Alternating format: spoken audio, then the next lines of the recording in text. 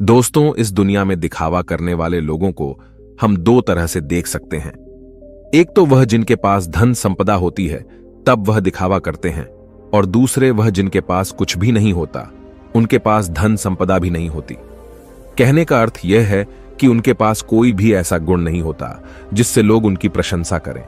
इसीलिए वह झूठ बोल बोलकर दूसरों से अपनी प्रशंसा करवाना चाहता है। वह दिखावा करता है कुछ होने का, लेकिन उसके अंदर कुछ होता नहीं है। जो लोग अपने गुण या फिर अपनी धन संपदा के कारण दिखावा करते हैं, वह अहंकार के शिकार हो जाते हैं। उनके अंदर अहंकार फूट फूट कर भर जाता है। उन्हें खुद पता भी नहीं चलता, लेकिन धीरे धीरे यही अहंकार उनके जीवन का मजा छीन लेता है। और जो लोग कुछ गुण या फिर धन संपदा न होते हुए भी दिखावा करते हैं, ऐसे लोग जीवन में हमेशा दुखी रहते हैं, क्योंकि ऐसे इंसानों की सच्चाई कभी न कभी तो सामने आ ही जाती है, तो उन पर कोई विश्वास नहीं करता, कोई भरोसा नहीं करता, और इस दुनिया में कोई भी उनका अपना नहीं होता। उसके घर वाले, उसके माता पिता तक उस पर भरोसा नहीं करते हैं, क्योंकि उसकी दिखावा करने की आदत सबकी नजरों में उसे नीचा बना देती है। आज की जो कहानी मैं आप लोगों को सुनाने वाला हूं, वह एक ऐसे व्यक्ति की कहानी है जो दिखावा करने की वजह से परिस्थितियों में फंसता चला जाता है, और आखिरकार उसका परिणाम क्या होता है, यह तो आपको इस कहानी में ही सुनने को मिलेगा। और साथ के साथ आप इस कहानी में यह भी जानेंगे कि दिखावा करने वाले लोगों से किस प्रकार अपने आप को बचाया जाए, या फिर आप खुद दिखावा करने से कैसे बचें। यह सब आपको इस कहानी में सुनने को मिलेगा। इससे पहले कि आप इस कहानी में खो जाएं, इस चैनल को सब्सक्राइब करके बेल नोटिफिकेशन को जरूर दबा देना। कभी कभी जीवन आपको बड़ी मुश्किल में डाल देता है। ऐसे ही मुश्किल में राजेश नाम का एक युवक फंसा हुआ था। उसे अपने घर से निकले हुए बहुत समय हो गया था। कई महीने बीत चुके थे। वह अपने घर से यह कहकर निकला था कि मैं नगर में कमाने के लिए जा रहा हूं, लेकिन बहुत समय बीतने के बाद भी उसे कोई काम नहीं मिल रहा था। इसीलिए उसने निश्चय किया कि वह किसी भी तरीके से अपनी कमाई का साधन बनाकर रहेगा। उसने अपने ही जैसे 3-4 युवकों की टोली बना ली थी, और उन सब ने योजना बनाई थी कि वह किसी भी धनवान व्यक्ति को बुद्धू बनाकर उसका धन उससे हासिल कर लेंगे। छल, कपट, झूठ और प्रपंच, यही राजेश और उसके साथियों के हथियार थे। उन्होंने योजना तो बना ली थी, लेकिन उन्हें यह समझ में नहीं आ रहा था कि वो अपने शिकार को ढूंढेंगे कैसे, और ढूंढने के बाद उसे बुद्धू बनाकर उसका धन कैसे लूटेंगे। आखिरकार उन चारों ने योजना बना ली।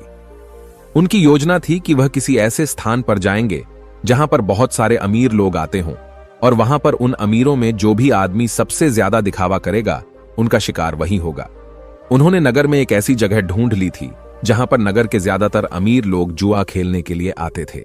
उन चारों की योजना थी कि वह एक ऐसा नाटक रचेंगे जिसमें राजेश किसी नगर का महाराज कहलाया जाएगा, और उसके सभी साथियों में से 2 साथी उसके अंगरक्षक होने का अभिनय करेंगे। सिर्फ राजेश ही नहीं था जो राजा होने का दिखावा कर रहा था, उसके साथ उसका दूसरा साथी भी था जो किसी दूसरे नगर का राजा होने का दिखावा कर रहा था। आखिर उनकी योजना क्या थी, यह आपको कुछ देर में पता चल जाएगा। अगले दिन से सुबह सुबह सारे लोग अपने पात्र के हिसाब से वस्त्र धारण करके उस जगह पहुंचे जहां पर शहर के ज्यादातर अमीर लोग जुआ खेलने के लिए आते थे। राजेश उस जगह पर एक नगर का महाराज बनकर पहुंचा था, जिसके पीछे उसके साथी अंगरक्षक साथ साथ चल रहे थे। सब अमीर लोगों की नजर उन पर टिकी हुई थी, क्योंकि राजेश उन सब में सबसे ज्यादा अमीर लग रहा था। उसकी वेशभूषा बेशकीमती लग रही थी, बेहद आकर्षक लग रही थी, जिससे सभी लोग उसकी तरफ आकर्षित हो गए थे। कुछ समय बाद राजेश एक ऐसी जगह पर जाकर बैठा जो सिर्फ बहुत जरूरी लोगों के लिए बनी हुई थी। जब राजेश वहां पर जाकर बैठा तो उसके अंगरक्षक वहीं उसके पास खड़े हुए थे। सब आपस में चर्चा करते हुए एक दूसरे से पूछ रहे थे कि ये किस नगर के महाराज हैं। उसी भीड़ में राजेश का एक और साथी मौजूद था। उसने उन सबको संबोधित करते हुए बताया कि राजेश किसी बड़े नगर का बड़ा महाराज है, और सबने उसकी बात पर यकीन कर लिया। अब वह अमीर लोग जो ज्यादातर दिखावा करते थे, जो किसी बड़े आदमी से अपना सम्मान सुनने के लिए तरसते रहते थे, ऐसे लोग राजेश के आसपास मंडराने लगे थे। वह राजेश को किसी बड़े नगर का महाराज समझ रहे थे, और वह यह सोच रहे थे कि अगर इनसे हमारा परिचय हो गया तो हो सकता है भविष्य में यह महाराज हमारे कुछ काम आ जाए। थोड़ी देर बाद वहां पर दूसरा राजा भी पहुंचा, जो राजेश का ही एक साथी था, और वह भी राजेश की तरह राजा होने का दिखावा कर रहा था। वह दूसरा राजा राजेश के ठीक सामने आकर बैठ गया। कुछ देर एक दूसरे से बात करने के बाद दोनों ने जुआ खेलने का निश्चय किया। कुछ समय बाद जुए की बड़ी बड़ी बाजियां खेली जाने लगी और राजेश, जो किसी नगर का महाराज होने का दिखावा कर रहा था, वह इस जुए में बहुत बड़ी रकम हार गया। लेकिन जब राजेश ने हारी हुई रकम निकालने के लिए अपनी पोटली ढूंढनी चाही तो उसे अपनी पोटली मिल ही नहीं रही थी। बहुत देर ढूंढने के बाद भी जब उसे पोटली नहीं मिली तो वह गुस्से से भरकर अपने अंगरक्षकों को डांटने लगा और डांटते हुए उनसे अपनी पोटली के बारे में पूछने लगा। लेकिन उसके अंगरक्षकों के पास इसका कोई जवाब नहीं था। वह सब नीची गर्दन करके खड़े हुए थे। राजेश ने बड़े ही शांत स्वर में अपने सामने बैठे हुए राजा से कहा कि देखिए, लगता है कि हमारी सोने के सिक्कों से भरी पोटली कहीं पर गुम गई है। मैं मानता हूं कि मैं जुए में हारा हूं, लेकिन फिलहाल मेरे पास तुम्हें देने के लिए कुछ भी नहीं है। अगर तुम मुझे कोई अपना पता दे दो तो मैं तुम्हारे पते पर तुम्हारी रकम भिजवा दूंगा, या फिर तुम मेरे राज्य में आकर मेरे राजमहल में चले आना। वहां पर तुम्हारी पूरी रकम तुम्हें मिल जाएगी। यह सुनकर वह सामने बैठा हुआ राजा गुस्से से आग बबूला हो गया। वह राजेश को बहुत भला बुरा कहने लगा। नौबत यहां तक आ गई कि दोनों में हाथापाई शुरू हो गई। वहां पर उसके अंगरक्षक और इधर राजेश के अंगरक्षक दोनों आपस में भिड़ गए। कुछ देर बाद एक अमीर आदमी उन दोनों के बीच में पहुंचा और उन दोनों का झगड़ा सुलझाते हुए उसने कहा कि महाराज, आप मुझसे कुछ धन उधार ले लीजिए। आपको लड़ने की जरूरत नहीं है। यह आपको शोभा नहीं देता। यह आपकी शान के खिलाफ है। मैं आपको धन उधार दे देता हूं। आप मेरा धन मुझे लौटा देना। यह राह, मेरा पता और अपना पता देते हुए उस अमीर आदमी ने राजेश को बहुत सारे सोने के सिक्के दे दिए। जितने वह जुए में हारा था उसने उसी के सामने बैठे हुए राजा के मुंह पर फेंक कर मारे और उस राजा से कहा कि हमारे लिए इन मुद्राओं की कोई कीमत नहीं है। तुम हमें जानते नहीं हो कि हम कितने बड़े महाराज हैं। हमारा नगर कितना बड़ा है, कितना खुशहाल है। अगर तुम कभी हमारे नगर में आओगे तो तुम्हें पता चलेगा इस सज्जन ने मेरी मदद की है और बदले में मैं इसे इसका इनाम जरूर दूंगा। और यह कहते हुए राजेश ने उसे अपने नगर का पता देते हुए कहा कि अगर तुम हमारी मदद नहीं करते तो शायद आज हमें अपमानित होना पड़ता, लेकिन तुमने हमारी इज्जत बचाई है और बदले में हम तुम्हें सम्मान से नवाजेंगे। तुम्हें कभी भी किसी भी चीज की जरूरत हो तो तुम बेहिचक हमारे नगर में हमारे राजमहल के अंदर चले आना। तुम्हारे लिए हमारे राजमहल के दरवाजे हमेशा खुले रहेंगे। वह अमीर आदमी तो चाहता ही यही था कि किसी तरह मेरा काम निकल जाए, किसी तरह मैं महाराज की नजर में ऊंचा बन जाऊं कि भविष्य में कोई मैं अपना काम उनसे निकलवा सकूं। थोड़ी देर बाद संध्या हो चुकी थी और संध्या समय सभी अपने घर की तरफ प्रस्थान कर गए। राजेश ने भी उस अमीर आदमी से जाने के लिए आज्ञा मांगी और कुछ समय में उसका धन वापस लौटाने का वादा करते हुए राजेश वहां से अपने अंगरक्षकों के साथ प्रस्थान कर गया। उनके द्वारा रचे गए नाटक में एक अमीर आदमी फंस चुका था, जिससे उन्होंने बहुत सारा धन भी ऐंठ लिया था। राजेश ने योजना बनाई थी कि जैसे ही वह किसी अमीर आदमी को बेवकूफ बना देगा तभी वह इस नगर को छोड़ देगा, क्योंकि यहां पर रहना अब खतरनाक साबित हो सकता था। इसीलिए उसने अपने साथी को बुलाने के लिए कहा जो दूसरे राजा का अभिनय कर रहा था, क्योंकि सोने के सिक्कों से भरी पोटली तो उसी के पास थी। लेकिन बहुत ढूंढने के बाद भी राजेश का साथी उसे कहीं नहीं मिला। अब राजेश को आभास हो गया था कि उसके साथी ने उसी को बेवकूफ बनाया है और सारा धन लेकर रफू चक्कर हो गया है। जब राजेश को इस बात का पता चला तो उसे बहुत दुख हुआ। उसे कोई रास्ता नहीं सूझ रहा था। बिना धन के वह इस नगर को छोड़ भी नहीं सकता था, क्योंकि कहीं जाने के लिए भी धन चाहिए था। और जिस अमीर आदमी से उसने धन उधार लिया था वह उसे इस नगर में जरूर किसी न किसी दिन पकड़ लेगा, और जिस दिन वह उसे पकड़ लेगा उसे लंबी कारावास हो जाएगी। यहां पर समझने की बात यह थी कि वह अमीर आदमी उन लोगों के बीच में दिखावा करने की कोशिश कर रहा था कि मैं राजा के कितने करीब हूं। मैं उनकी मदद करता हूं ताकि दूसरे अमीर लोगों को यह लगे कि उसके संपर्क बहुत ऊंचे ऊंचे हैं।